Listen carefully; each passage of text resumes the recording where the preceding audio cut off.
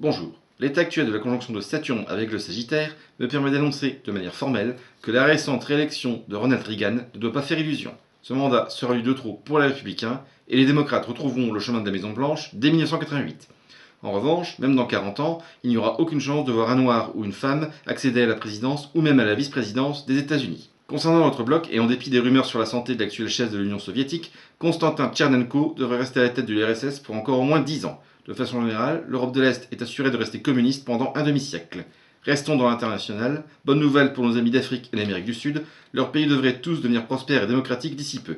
En revanche, la République populaire de Chine n'a aucune chance de rattraper son retard économique sur l'Occident avant 2050. Concernant l'avenir de l'Occident, justement, il s'annonce radieux. Il devrait entrer dans le XXIe siècle sans connaître ni attentats terroristes, ni catastrophes naturelles, ni épidémies de grande ampleur. Et les problèmes anecdotiques tels que le chômage ou le racisme seront rapidement résolus. Au passage, une bonne et une mauvaise nouvelle pour la communauté homosexuelle. La bonne nouvelle, c'est que l'étrange cancer qui décime leur communauté devrait disparaître avant la fin du siècle.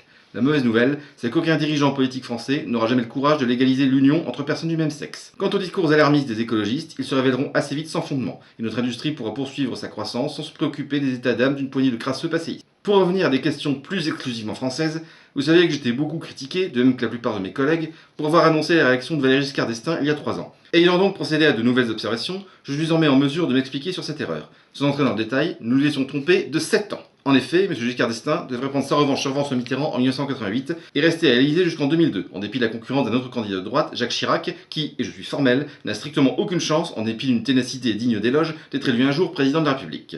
Je peux également annoncer que le Macintosh, lancé par la firme Apple, restera un gadget réservé à l'élite, de même que le téléphone portable, cette technologie étant appelée à être supplantée par le Minitel. Je prédis aussi que la chaîne payante Canal+ fera faillite avant 1986 et que la télévision française redeviendra monopole d'État pour définitivement le rester. Je prévois enfin que la France gagnera l'Eurovision 3 fois de suite, notamment grâce à Jeanne Masse, qui, dans 30 ans, sera toujours la chanteuse préférée des Français.